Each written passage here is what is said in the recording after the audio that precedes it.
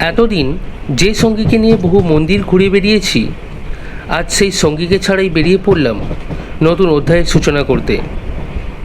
যদিও আজ আমার সফর সঙ্গী সকলের চিরপরিচিত ভারতীয় রেল।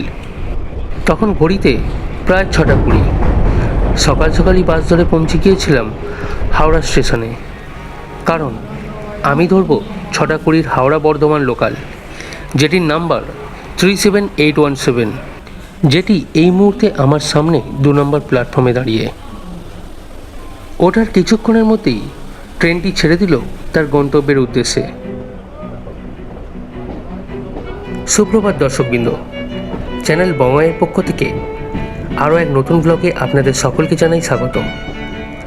আজ 12/7/2026 রবিবার, আর এই মুহূর্তে আমি হাওড়া স্টেশন ছেড়ে বেরিয়ে পড়েছি সিমলাগড়ের উদ্দেশ্যে, যেখানে আজ আমি আপনাদের দর্শন করাবো প্রায় 500 বছরের পুরানো এক জাগ্রত কালী মন্দির। তো চলুন কিভাবে আমি সেখানে পৌঁছালাম, আর এই জার্নিতে আমি কী কী দেখলাম, আর কোন জায়গায় এই মন্দিরটি অবস্থিত, তা বিস্তারিত জানাবো এই ভিডিওর মাধ্যমে। তাই ভিডিওটি স্কিপ না করে দেখার অনুরোধ রাখলাম। যারা এখনও পর্যন্ত চ্যানেলটিকে সাবস্ক্রাইব করেননি, তাদের কাছে বিশেষ অনুরোধ, লাইক শেয়ার কমেন্টের সাথে সাথে চ্যানেলটিকে সাবস্ক্রাইব করে দেবেন, যাতে এরকমই নতুন নতুন ভিডিও আপনাদের কাছে খুব সহজেই পৌঁছে যায়। হাওড়া থেকে সিমলাগড়ের দূরত্ব পাই ট্রেনে 64 কিলোমিটার ও ভাড়া লাগে জনপ্রতি মাত্র 15 টাকা।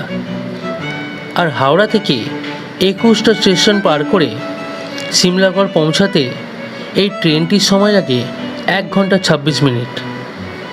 এই 1 ঘন্টা 26 মিনিট বাইরের প্রাকৃতিক দৃশ্য ও নানান স্টেশন থেকে ওঠা মানুষজনকে দেখতে দেখতেই কখন যে কেটে গেল বুঝতেই পারলাম না।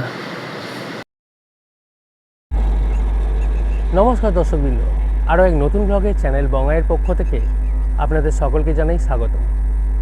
আশা করি সকলে ভালো আছেন এবং সুস্থ আছেন। আজ 12 জুলাই 2026 রবিবার।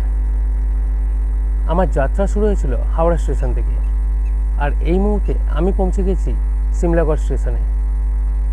আজ আমি এই সিমলাগড়েতেই দর্শন করাবো প্রায় 500 বছরের প্রাচীন এক কালী মন্দির, যেটি এখানকার স্থানীয়দের মতে খুবই জাগ্রত।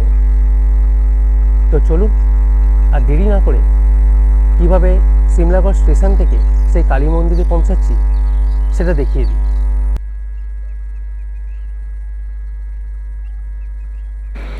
সবুজে ঘেরা প্রাকৃতিক সৌন্দর্যের মাঝে অবস্থিত এই স্টেশনটির প্রায় সামনের দিকে আছে একটি ফুট ওভারব্রিজ।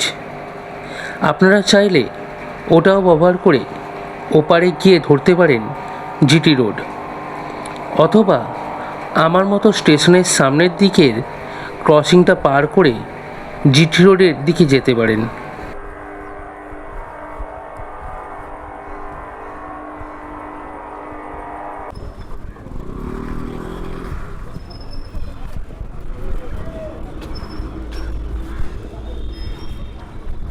সামনে থেকেই টোটো পাওয়া যায়, চলুন জিজ্ঞাসা করে নিই কত কি ভাড়া পড়বে। আপাতত টোটোয় বসে পড়েছি, ভাড়া পড়বে 10 টাকা। চলুন মন্দিরের সামনে গিয়ে কথা হচ্ছে আপনাদের সাথে। মিনিট 5 পরে টোটো আমায় নামিয়ে দিল সিমলাগড়ের সেই প্রাচীন মন্দিরটির সামনে, যেটিকে এখানকার স্থানীয়রা সিমলাগড় কালীবাড়ি নামেই চেনেন। হুগলি জেলার সিমলাগড়ে অবস্থিত এই প্রাচীন দক্ষিণা কালী মন্দির ঘিরে রয়েছে প্রায় 500 বছরের ইতিহাস। জনশ্রুতি অনুযায়ী একসময় এই স্থানটি ছিল ঘন জঙ্গলে ঘেরা। সেই সময় এক কাপালিক এখানে পঞ্চমন্দির আসন বানিয়ে মা দক্ষিণা কালীর কঠোর সাধনা করেন। লোকবিশ্বাসে বলা হয় সেই সময় তন্ত্র সাধনার অংশ হিসাবে এখানে নরবলি প্রথা প্রচলিত ছিল। পরে আরেক সাধক স্বপ্নাদেশ পেয়ে সেই প্রথার অবসান ঘটান এবং তার পরিবর্তে ছাগ বলি প্রচলন করেন।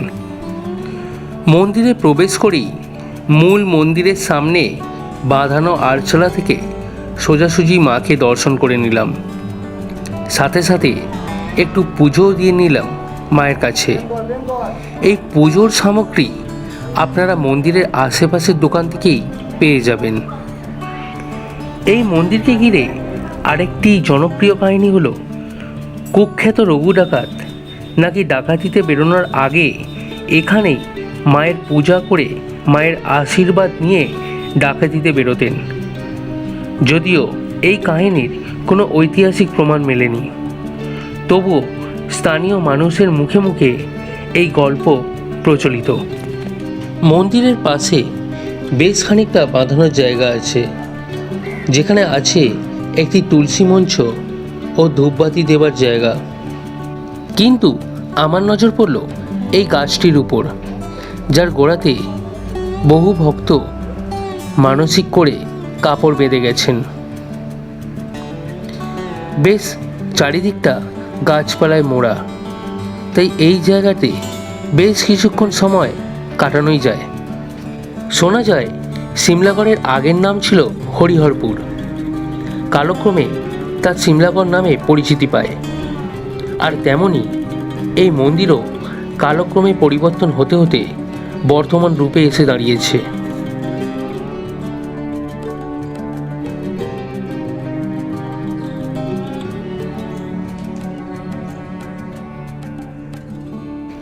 মায়ের মন্দিরের ঠিক পিছনেই এই দিকেই আছে দেবাদিদেব মহাদেবের একটি ছোট্ট মন্দির।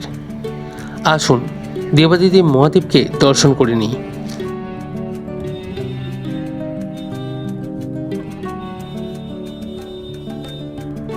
বর্তমানে সিমলাগড় কালীবাড়ি বহু ভক্তের কাছে এক জাগ্রত শক্তিপীঠ স্বরূপ। প্রতিদিন এখানে নিত্য পুজো হয়, আর কালী পুজোর সময় হাজার হাজার ভক্তের সমাগমে মন্দির চত্বর ভরে ওঠে। ইতিহাস, লোকবিশ্বাস এবং ভক্তির অনন্য মিলনস্থল হয়ে আজও সিমলাগড় কালীবাড়ি সকলকে আকর্ষণ করে।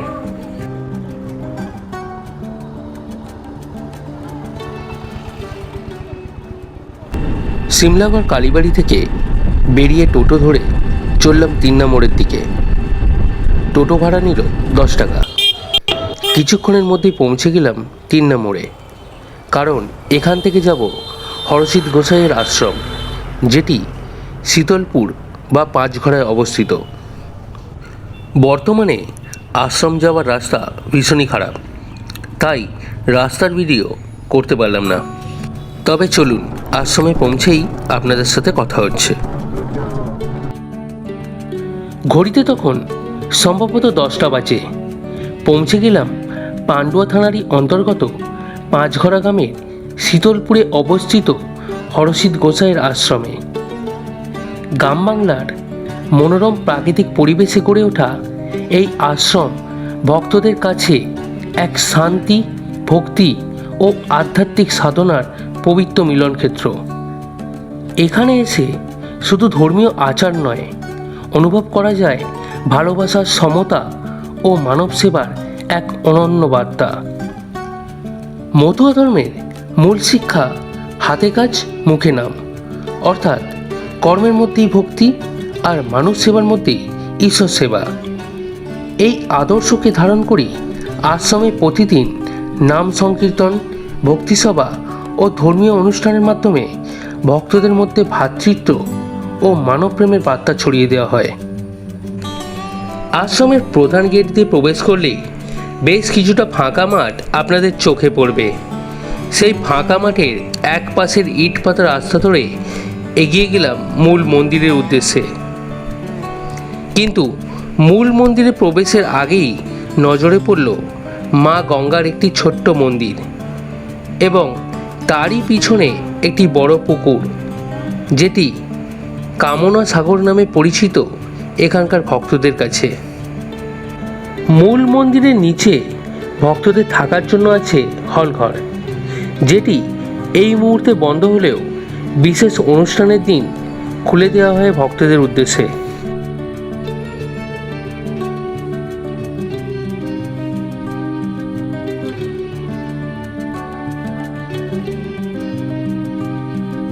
আসুন মূল মন্দিরে প্রবেশ করি।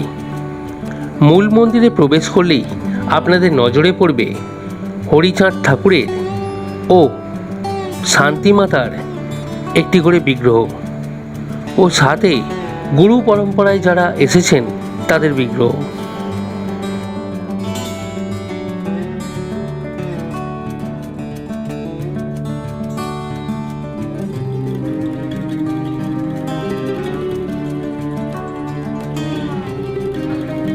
ঠাকুরদের বিগ্রহগুলি দর্শন করে চলুন এবার মূল মন্দিরের চারপাশটা প্রদক্ষিণের সাথে একটু দেখে নেওয়া যাক। কারণ মূল মন্দিরটি এতটাই উচ্চতায় আছে যেখান থেকে বাইরেটা দেখতে বেশ সুন্দর লাগে। মূল মন্দিরের চারপাশের বারান্দাটা খুব সুন্দর করে বাঁধানো এবং পরিষ্কার ও পরিচ্ছন্ন। এই বারান্দা থেকে চারপাশে সবুজে ভরা মাঠ, গাছপালা দেখতে বেশ লাগছে। তাই সিমলাগড় ভ্রমণে এলে অবশ্যই এই আশ্রমে অন্তত একবার ঘুরে যাবেন। দেখবেন আমার মতো আপনাদেরও খুব ভালো লাগবে এই আশ্রমে এসে।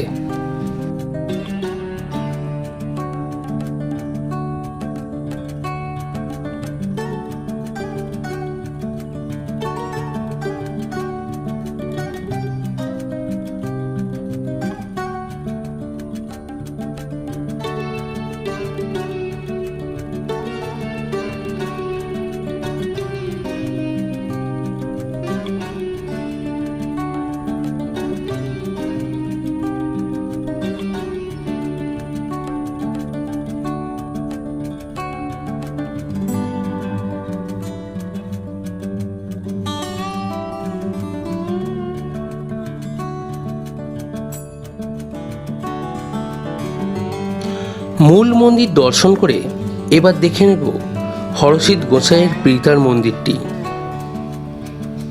দুর্ভাগ্যবশত ওনার বিগ্রহটি একটু অন্ধকারেই দর্শন করলাম। জানি না আপনারা বিগ্রহটি ভালো করে দেখতে পেলেন কিনা। এই মন্দিরের পাশেই আছে গুরু পরম্পরায় আসা প্রায় সকলের ছবি রাখা একটি ঘর, যেটিকে দেখে অনেকটা উপাসনা ঘর বা নাম সংকীর্তনের ঘর বলেই আমার মনে হলো। এখানে এসে এনাদের ছবি দর্শন করাটাও আমার কাছে ভাগ্যের ব্যাপার। এটাই হচ্ছে সেই কামনা সাগর। ভর্তি জল দেখে মন চাইছে একবার অন্তত ডুব দিই এই সাগরে। এদিকেই হচ্ছে আশ্রমের রন্ধনশালা, যেখানে সারা বছর এবং অনুষ্ঠানের সময়ও শুধুমাত্র কাঠের উনানেই রান্না করা হয়। আর সব থেকে বড় ব্যাপার, এখানে বিনামূল্যে ভোগ প্রসাদ পাওয়া যায়। তো সিমলাগড়ের এই দুই জায়গার ভিডিও আপনাদের কেমন লাগলো কমেন্টে অবশ্যই জানাবেন, আর সাথে একটা লাইক করে চ্যানেলটিকে সাবস্ক্রাইব করে দেবেন। আবারও আপনাদের সাথে দেখা হবে পরের ভিডিওতে। সকলে ভালো থাকবেন।